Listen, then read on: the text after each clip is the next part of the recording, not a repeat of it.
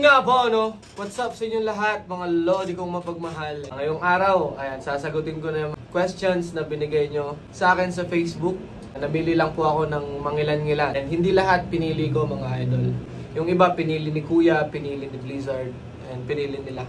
Yung mga interesting na mga questions nyo, isasagutin ko ngayong araw. And syempre, bago ko simulan, isang malaking shoutout muna sa Real Jokes Clothing, ayan, kay Kuya Repa Sinyo Cagasan, and kay Ma'am P. Sarmiento. Of course, sa Pony, ayan, sa malaking shoutout sa Pony. Samsung Philippines, maraming salamat po. At syempre, sa malaking shoutout din kay Ando Clothing, ayan, kay Kuya Ando. Check nyo sa Facebook, ando.ph.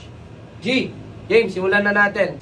Ayan na nga, no, mga idol. Ayan, ang first question natin ay galing kay Lexam M. Petaka. Ayan. Hello, idol Marco Rudio. I like the way you sing, especially your genre. It's the genre I love. I like to. What? Okay. My question is like this. What is the essence of being a singer with tattoos? What is the essence of being a singer with tattoos? Minsan nakakatanggap kami ng diskriminasyon dahil sa mga tattoo ko. And especially ako, kasi ako yung singer. Ako yung nasa front line kapag kumakanta ako. Minsan, hindi mo rin talaga maiwasang may masabi sa'yo na kapag may tattoo is addict daw. Kapag may tattoo is galing sa kulungan. Kapag may tattoo is... Well, sa akin, hindi ko na lang din pinapansin kasi gusto ko yung mga tattoo ko, mahal ko sila. It's just another form of art na kailangan nating mahalin, and I love art. Art is everywhere. Art is singing, art is music. Lahat yan, art yung mga yan, mga idol. So, yun. So, ang second question natin is from Rogela May Barogo Limos. What is the definition of love for you? Love is everything. Hindi kumpleto ang araw natin kung wala tayong naramdaman na love. Third question natin is kay Maricon Lorin Lagi. Nasa iyo na lahat. Multi-talented ka. Ano pa ang gusto mong hilingin sa Diyos? Siguro ang mahihiling ko na lang sa Diyos, happy life. Kasi yung tadhana natin, mga idol, is tayo ang gagawa. Tayo ang gagawa ng tadhana natin. Siguro ang mahihiling ko na lang good health, pagiging masaya, pagiging kontento sa lahat ng mga desisyon na gagawin natin sa buhay. Na gagawin ko sa buhay. Yun na lang. Yan, ang next question natin is from Maria Lira Galit. Kung may isang banda na gusto mong makakollab, sino yun at bakit?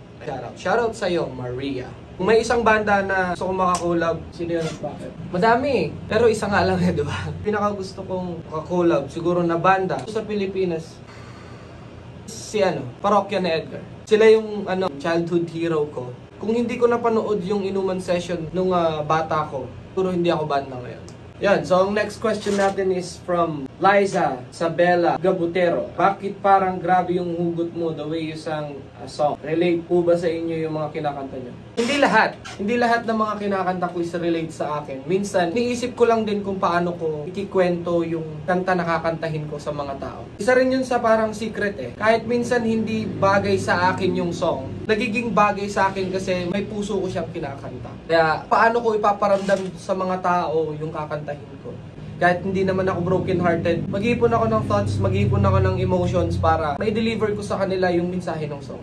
Ayan, ang next question natin is... ang question niya is, ito. Next question, sira ulo. Next question natin is from Gian Ro. In one word, describe how was the journey you had from the day you have decided that this is the thing you want to do up until now. Marco Rulio. In one word, describe yung journey ko. Fighting.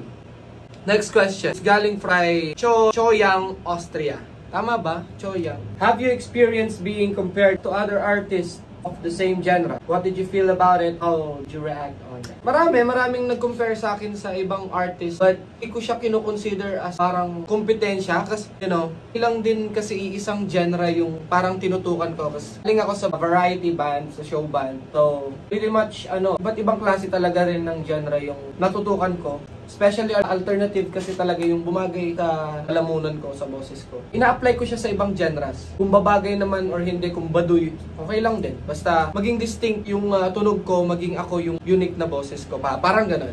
Yan. Ang next question natin is from Yuri Yuan. Sino-sino ang mga musical influences mo for you to create a unique style in music? Musical influences. Bamboo, Rico, Parokya, E-Heads, Glock, Sir Glock 9. Madami.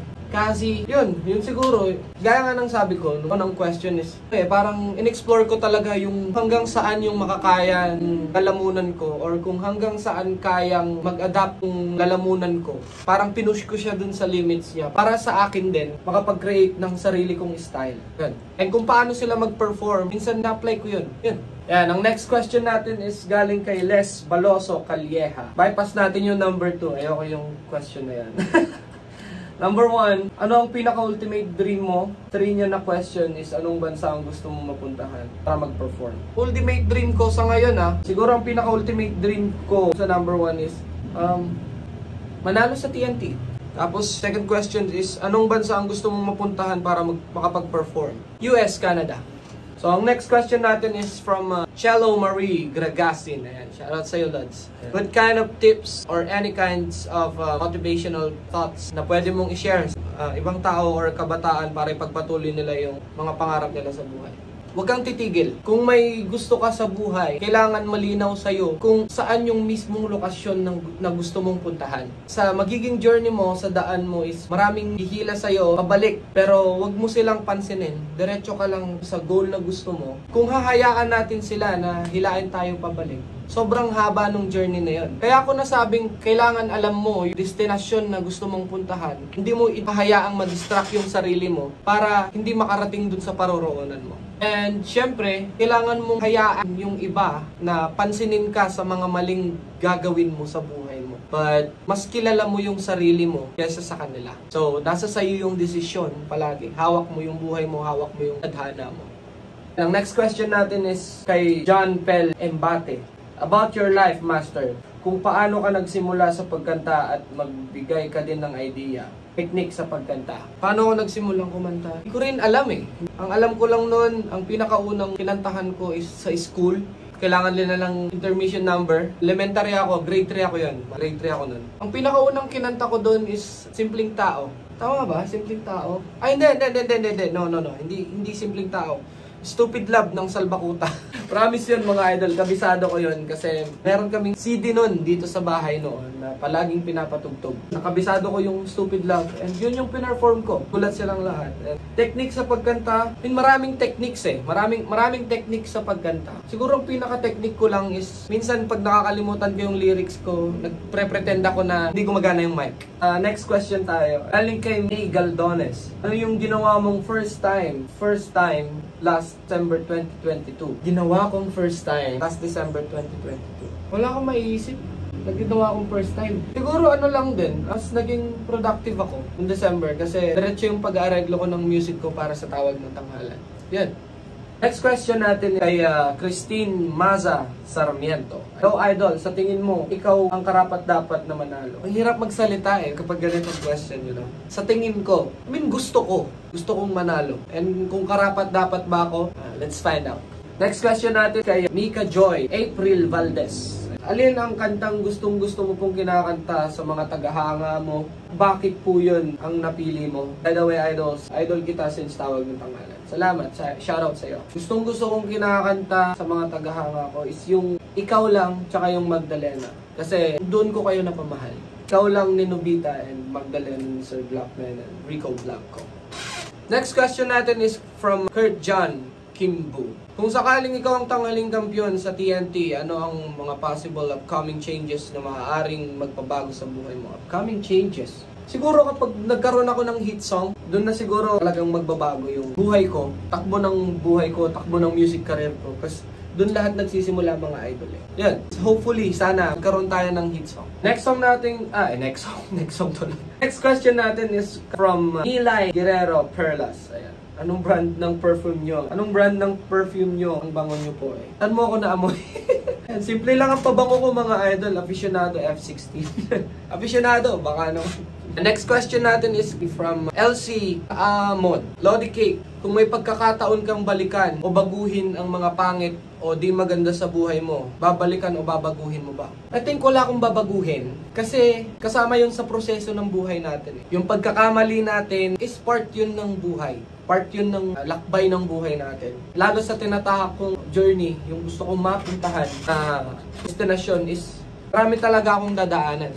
I mean, tinatanggap ko yun as a challenge. I love a good challenge. Dalas. Kasi, yun ang magtuturo sa'yo kung paano tumibay, kung paano maging matatag dun sa journey. So, kapag nangyari ulit yun, alam mo na yung gagawin mo. Huwag tayong matakot magkamali. Because the best meaning of fail is first attempt in learning. Una kang sumubok, sumablay ka, pero at least natuto ka. Shoutout kay Kuya Yexel Sebastian. Idol na idol ko yan. Yeah, next question natin is from Levin Daus. Paano mo nakamit ang meron ka ngayon sa dinami-dami ng magagaling na vocalist sa Pilipinas? Isang tip lang galing sa'yo. Shoutout sa'yo, idol. Paano ko nakamit ang meron ako ngayon? Yun lang. Hindi ako tumigil. Since nag-start ako magbanda, since napanood ko yung parokya, gusto ko maging ganun. Yun, tamang mindset. Yun lang yun. Tamang mindset, huwag kang titigil. Kung gusto mo talaga yung ginagawa mo, kung magaling ka doon, yun yung pagtuunan mo ng pansin. Next question natin is kay PG Ross. Ayan. Paano ka Paano ka nagpre-prepare sa upcoming semifinals ng TNT Idol? Gaano ka kinakabahan, Lodi? Oh, that's a good question. I mean, paano ako nagpre-prepare? Sa ngayon, Idol, pumipili ako ng mga tamang kanta na babagay sa boses ko, sa akin, and ina-arrange ko siya. Ako na mismo yung nag-a-arrange para ma-ensayo ko na sa ngayon pa lang. I-ensayo na ako. Yun. Gaano ako kinakabahan? Doon yung kaba pero more on excited ako ngayon. I'm looking forward to it, actually. So, ang next question natin is from Irarin Rose de la Rosa. Kailan mo balak mag-asawa? Siguro kapag naabot ko na yung mga gusto kong maabot sa buhay. And kapag kung talagang ready na ako na mag-settle down. Hindi ko may papromise na hindi ko may iwan yung music. Yes. Doon ako nagsimula. Next question natin is kay Paulo Manansala. Lods, nung sumali ka ng TNT, anong pakiramdam nung unang kanta mo? Ano yung inisip mo para lumakas loob mo? Kuha lang ng idea. Eto, idol. Kikwento ko sa inyo. Kasi nung time na sumalang ako sa Tawag ng Tanghalan, parang blessing in disguise. Kasi nung time na yon mga idol, babalik na dapat ako ng UAE para magtrabaho ulit doon bilang singer. And then biglang tumawag ang TNT na sasalang na ako ng ganito. Okay. Subukan ko lang ulit. Kasi sumalang na ako nung 2016 mga idol. Ewan ko kung napanood nyo na yun. Subukan ko lang ulit. Kasi gaya nga ng sabi ko mga idol, walang titigil. Subok lang ng subok. Kasi hindi mo alam kung kailan ibibigay yung para sa'yo. Yan, nung sumali ako, relax lang ako mga idol nung mga time na yun. Kasi alam kong kahit matalo ako nung time na yun, is babiyahe naman na ako papuntang UAE, ng Dubai. Nanalo ako mga idol. Yun, nanalo ako ng unang beses. So, ayos lang yan. Ayos lang yun. Matalo man ako bukas, okay lang, lilipad ako ng UAE. Ganun yung nasa isip ko, mga idol. Meron akong parang backup plan. Meron akong plan B. Kung sakaling matalo ako dito, di lang ako. Nagtuloy-tuloy, idol. Nagtuloy-tuloy yung panalo natin hanggang nakaabot tayo ng semifinal. So, yun yung gusto kong ipaintindi sa inyo na hindi sa lahat ng pagkakataon panalo ka. Hindi sa lahat ng pagkakataon ay talo ka. I mean, hindi lang natin alam kung kailan ibibigay yung para sa atin. So, walang titigil. Next question natin is kay Benilyn Aquino. Ano ang nakikita mo sa sarili mo after 5 years from now? Nakikita ko sa sarili ko after 5 years from now. Meron na akong hit song, bahay, and nakakapag-tour na ako sa iba't ibang bansa. Next question natin is kay Liza Sabela Gabutero. I believe first tattoo has a deepest meaning. Ano po yung sa inyo, idol? Ito yung sa akin, mga idol. Ito ang pinakaunang tattoo ko. And wala pa siyang background noon. Ito lang. And ang nakasulat dyan, mga idol, is music. Music, ambigram siya. Na parang kay Chito Miranda, na pag binaligtad mo is meron pa rin mababasa. Ito, music. Pag binaligtad mo, music pa rin. Alam ko medyo mahirap basahin. Medyo dikit-dikit siya. And yung background, hindi Yan. Ito ang pinakaunang tattoo ko. Next question natin is from Louie TV. If you will describe your life into a song, what song are you right now? What song am I right now? That's a good question. I think, Yugto ni Rico Blanco. Gitna ng kagubatan maya. Kasi sobrang masukal yung daan na tinatahak ko ngayon. Parang kailangan kong dumaan sa butas ng karayon para makuha ko yung gusto. Maraming hihila sa'yo pababa. Yun. Ang next question natin is kay Jean Ray Song Itona. If love is the answer, then what would be the question? What? If love is the answer, what would be the question? Okay. The question is, are you willing to accept the love? Next question, kay RJ Makabuhay. pinakaunang kanta na natutunan mong kantahin, pinakaunang kanta na tinugtog mo sa instrumental. Sana magustuhan. Yan, pinakaunang kanta na natutunan kong kantahin is Stupid Love. Yan. Ayan. Tapos ang pinakaunang kanta na tinugtog ko, instrumental, is Huling El Bimbo ni Eraserhead. Next question natin is kay Benelyn Aquino. Kung pagbibigyan ka ngayon ng world tour, saan mo gusto at bakit? US and Canada tour. Okay, ang next question natin is kay Fantastic Fantastic Seeker. Ang questions niya, ang question niya is nakakailang rounds po kayo sa sex. Oh my. Medyo mahina ako ngayon and matagal na walang ensayo. I'm sorry. Okay. Next question natin is kay Thor Nunez II. Ano sikreto? Parang di ka ata namamaos or pumipiyok, idol. Pumipiyok ba ang isang Marco Rubio? And anong routine mo para ma-maintain ang ganda ng boses? Vocalist din po kasi ako ng banda. Beginner lang po ako. Gusto ko lang makakuha ng idea sa inyo bilang isa kayong professional na mga awit at hinahangaan ko po kayo.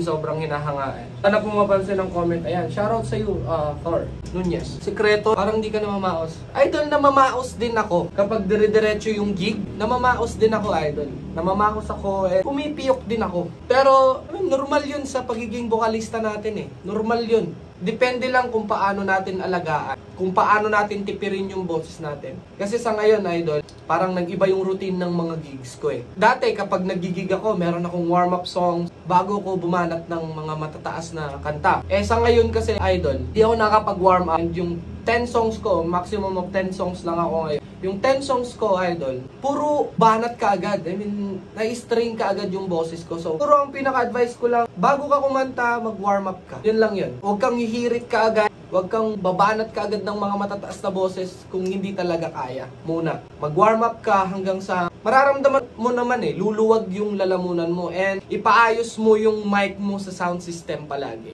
Yun lang yun. Next question natin is kay Carmel's Street. Paano ka naging productive nung kasagsagan ng pandemic? Nung pandemic kasi mga idol, kakauwi ko lang galing abroad. Galing ako UAE. So, ginawa ko, in-expect ko na walang tugtugan mga idol. In-expect ko na yun. So, ang ginawa ko, yung kaunting naipon ko, nagpatayo ako ng vape shop para meron pa rin kita kahit papano and makatulong pa rin sa iba kahit papano. Makatulong dito sa bahay, makatulong sa pamilya. Yun, nakapag-provide naman kahit papano mga idol.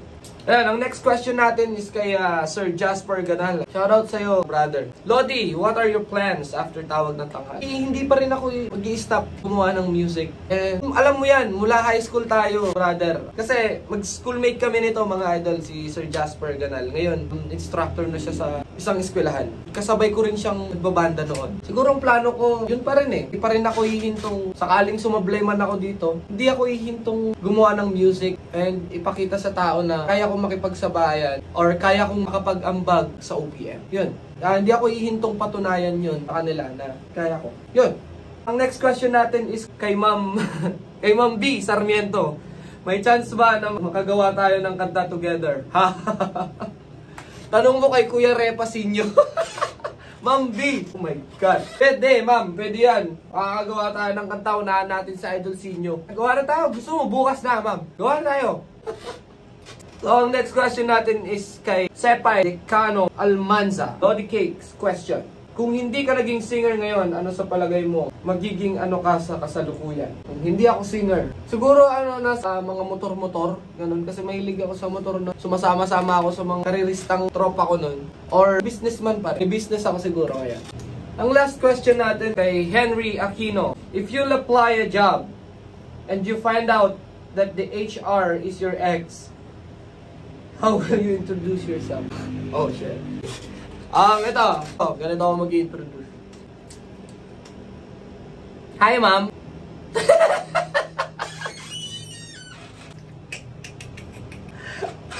Okay, ganito na lang.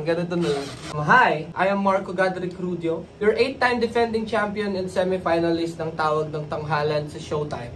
I know na hindi naman ako tatanggapin sa kumpanyang to. Ako nga pala yung sinayang mo. So, that would be it. Ayan, yun na yun mga idol. Maraming salamat sa mga katanungan ninyo. And sa mga susunod na vlog natin. Ayan, magpo-post ulit ako sa Facebook page natin, mga idol. And hingi ulit ako ng mga questions sa inyo about, isunod siguro natin about love, career, and isunod natin yung mga kasama ko rin yung Bandogs, mga idol. So yun lang mga idol, maraming salamat sa panonood. Maraming salamat sa walang sawang suporta ninyo. Sa malaking shoutout sa Marco Rugio Fans Club, sa Marco Rugio Soul Rockers. Thank you so much. Abangan nyo ako sa semifinals ng Tawag ng Tanghalan. Banat tayo doon mga idol. Banat! Brrrr!